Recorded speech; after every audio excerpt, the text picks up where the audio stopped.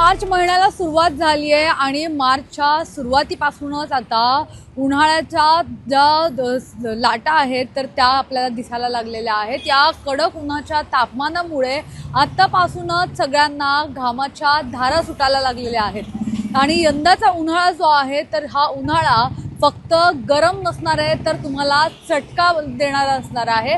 नेमका हा उन्हाळा कसा असणार आहे, कसं तापमान असणार आहे, याच संदर्भातला हा आजचा स्पेशल रिपोर्ट असणार आहे। हवामान खात्याच्या माहितीनुसार यंदाचं जे तापमान आहे ते किमान तापमानापेक्षा सरासरीपेक्षा जास्त असणार आहे आणि त्यामुळेच यंदाचा उन्हाळा जो आहे तो अतिशय जास्त प्रमाणात असणार आहे। आपण पाहिलं की हा उन्हाळा जो आहे तर तो चांगलाच असणार आहे। दक्षिण भारताचा काही भाग सोडला तर संपूर्ण देशात उन्हाच्या ज्या झळा आहेत तर त्या तीव्र असतील। विशेषतः राजस्थान, गुजरात, मध्य प्रदेश आणि आपल्या महाराष्ट्रातही सूर्याचा पारा चढलेलाच दिसेल। फक्त दिवसच नाही तर रात्रीही तितकंच गरम असणार आहे। म्हणजे काय तर किमान तापमानही यंदा सरासरीच्या वरच राहणार आहे।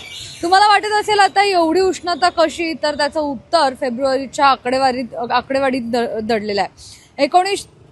1901 पासूनचा विचार केला तर यंदाचा फेब्रुवारी हा तिसऱ्या क्रमांकाचा सर्वात उष्ण फेब्रुवारी ठरला। म्हणजे आतापर्यंतच्या जर आकडेवारी पाहिली तर 1901 पासून 2026 पर्यंतचा हा तिसरा इतका उष्णतेची फेब्रुवारी महिना ठरलेला आहे। फेब्रुवारी महिन्यात पाऊस पडायला हवा होता, 22.7 मिमी पाऊस पडायला हवा होता, पण हा फक्त 4.2 मिलीलीटर पडलेला आहे। त्यामुळे म्हणजेच जवळपास 81% पावसाची तूट जी आहे तर ती उत्तरेकडून येणारा थंड वारं जे आहे वेस्टर्न डिस्टर्बन्स तर यंदा महाराष्ट्रापर्यंत पोहोचलं नाहीये आणि म्हणूनच यंदा हवी तशी थंडीच जाणवलेली नाहीये।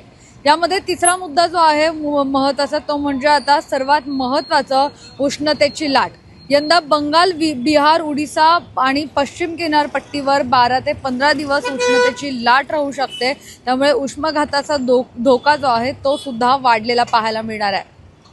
पण एक थोडा दिलासा देणारी माहिती सुद्धा याच्यामध्ये आहे, ती म्हणजे विदर्भासाठी मार्च महिन्यात विदर्भात सरासरी इतका पाऊस पडण्याची शक्यता आहे। म्हणजे कडक उन्हामधूनच पावसाच्या सरी सुद्धा विदर्भाला आता थोडासा गारवा देऊ शकतात।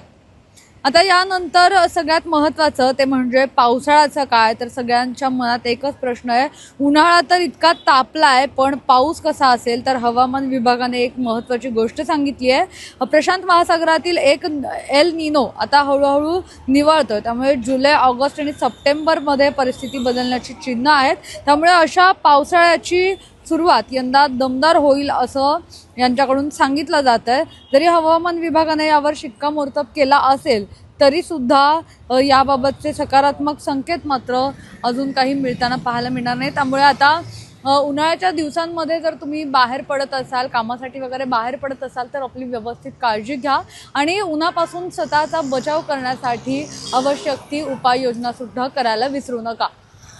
आजची माहिती तुम्हाला कशी वाटली आम्हाला कमेंटमध्ये नक्की कळवा आणि अशाच महत्त्वाच्या बातम्यांसाठी पाहत राहा Civic Mirror. Camera person Ajay गांगुर्डेसह मी मोना यनपुरे, सिविक मिरर।